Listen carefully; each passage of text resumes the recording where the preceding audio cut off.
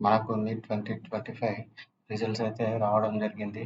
ఇందులో వచ్చేసి టోటల్‌గా 22,76,069 క్యాండిడేట్స్ అయితే రిజిస్టర్ చేసుకున్నారు. అందులో ఎగ్జామ్‌కి అపియర్ అయిన వాళ్ళు మాత్రము 22,09,318. క్వాలిఫైడ్ అయిన స్టూడెంట్స్ అయితే 12,36,531. క్వాలిఫైడ్ అయిన స్టూడెంట్స్ పర్సంటేజ్ అయితే లాస్ట్ ఇయర్తో పోల్చుకుంటే 79,322 అయితే తక్కువగా ఉన్నారు. అదేవిధంగా మన తెలంగాణలో చూసుకున్నట్టయితే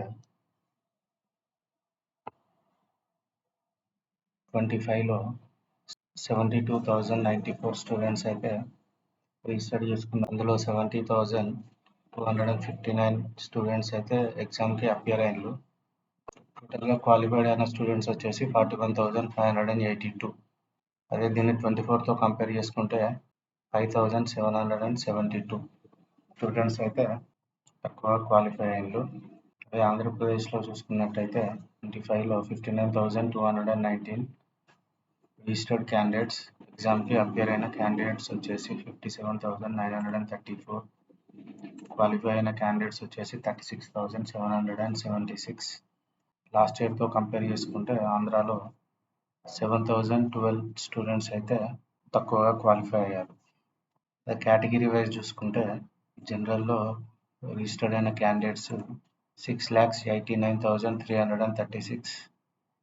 అపియర్డ్ అయిన క్యాండిడేట్స్ 6,65,853 క్యాండిడేట్స్. క్వాలిఫై అయిన క్యాండిడేట్స్ 3,38,728. ఓబీసీలో 9,48,507. అపియర్డ్ అయిన క్యాండిడేట్స్ 9,25,739.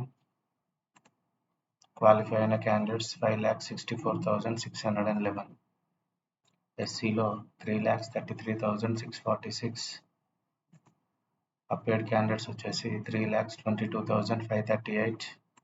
క్వాలిఫైడ్ క్యాండిడేట్స్ వచ్చేసి 1,68,873.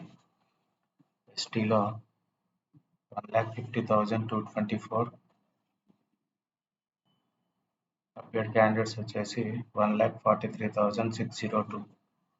క్వాలిఫైడ్ క్యాండిడేట్స్ వచ్చేసి 3,38,728.